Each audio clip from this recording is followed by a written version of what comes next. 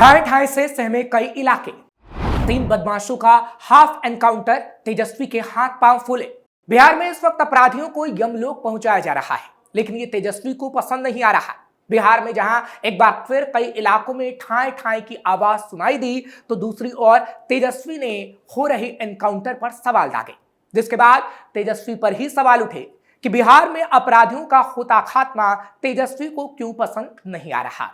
नमस्कार, capital TV का खास शो विवाद सवाल देख रहे हैं आप। मैं हूं आपके साथ हर्ष भारद्वाज। बिहार में अपराधियों की अब खैर नहीं। अपराधियों पर नकेल कसने में पुलिस लगातार जुट गई है। इसी कड़ी में पुलिस ने ऑपरेशन लंगड़ा के तहत 3 अपराधियों को निशाना बनाया है।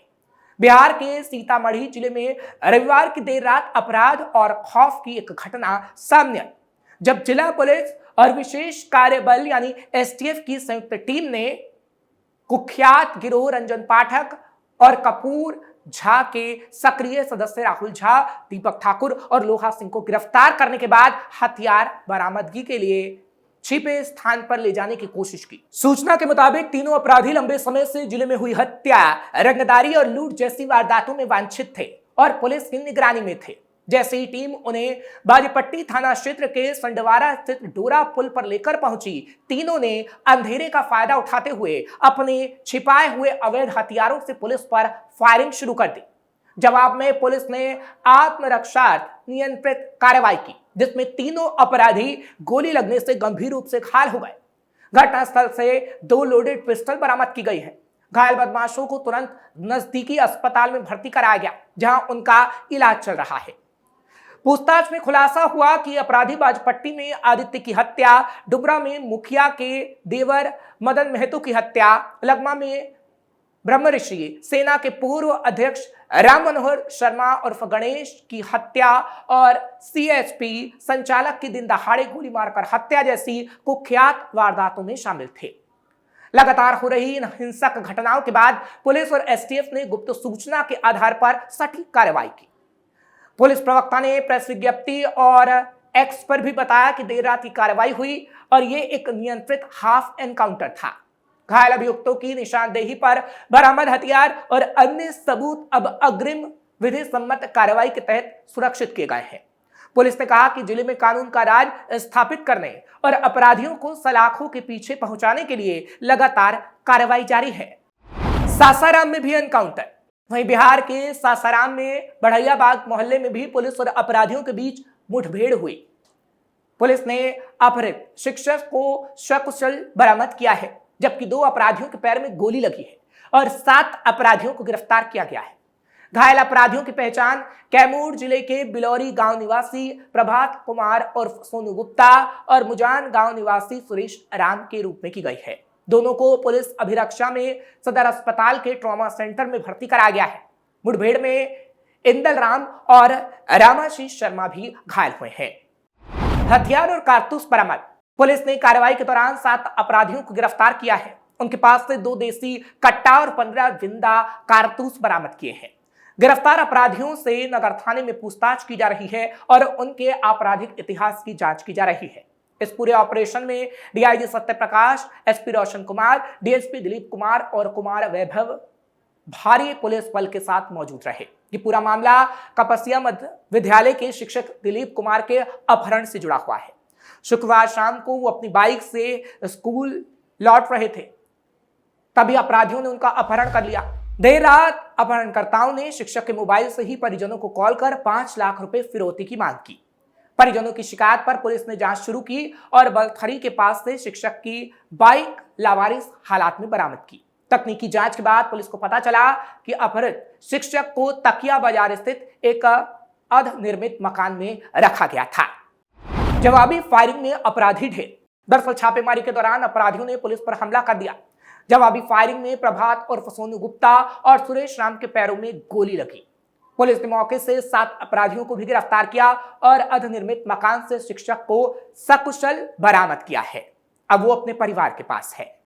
एनकाउंटर पर तेजस्वी यादव आगे बबूला। अब बात एनकाउंटर्स पर हो रही राजनीति की करते हैं, क्योंकि बिहार में अपराध की घटनाओं पर विपक्ष का हमला बोलना तो जायज है, लेकिन अब तेजस्वी ने एनकाउंटर को लेकर ही सवाल उठा दिए हैं और पुलिस की कार्यशैली पर भी सवाल उठाए। उन्होंने कहा, चुनाव के वक्त पुलिस को जानबूझकर ऐसा करने के निर्देश दिए जाते हैं, जिसका जवाब भी हालांकि एनडीए ने तेजस्वी को बखूबी दिया है। दरअसल केंद्रीय गृह राज्य मंत्री नित्यानंद राय ने बीजेपी कार्यालय में आयोजित प्रेस वार्ता को संबोधित करते हुए लालू राज की सच्चाई को बिहार के लोगों के सामने एक एक करके रखने का प्रयास किया।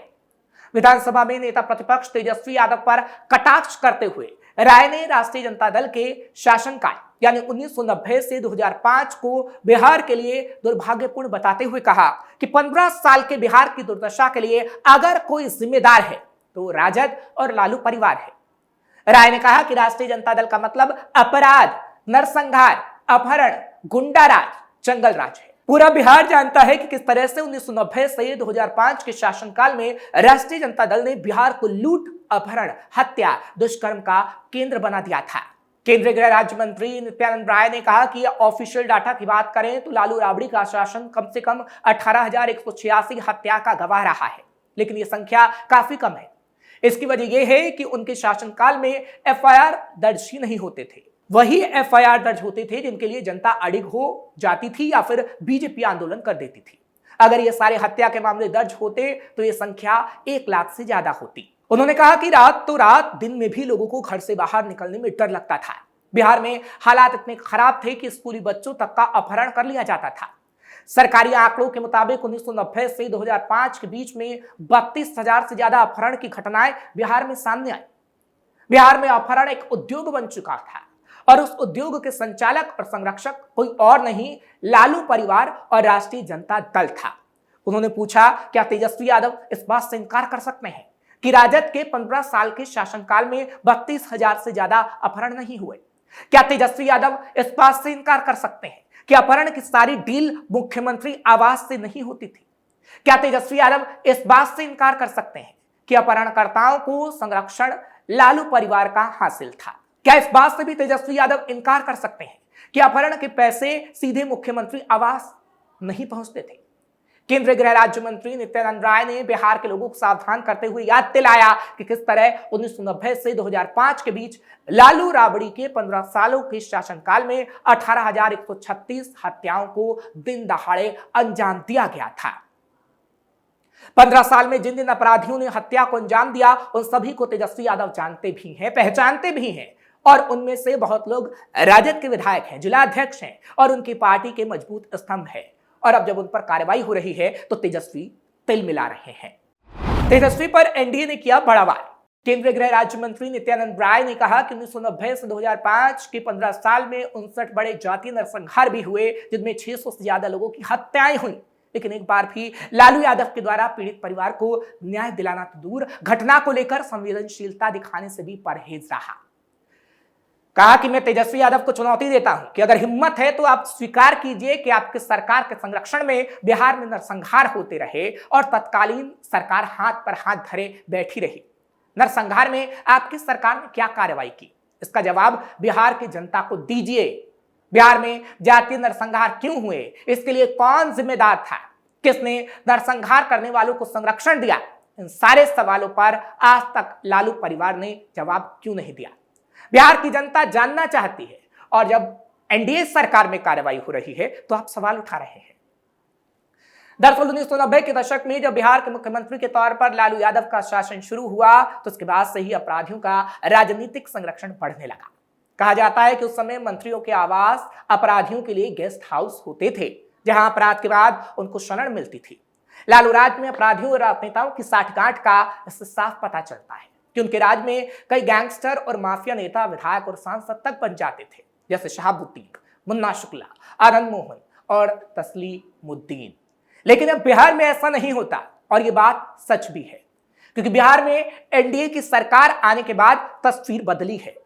अपराधियों में खौफ है, लेकिन तेजस्वी को यह पसंद नहीं आएगा क्योंकि उन्होंने अपने पिता के राज में लूट, अपहरण, हत्याएं देखी हैं और शायद उन्हें भी यही सब देखना पसंद है।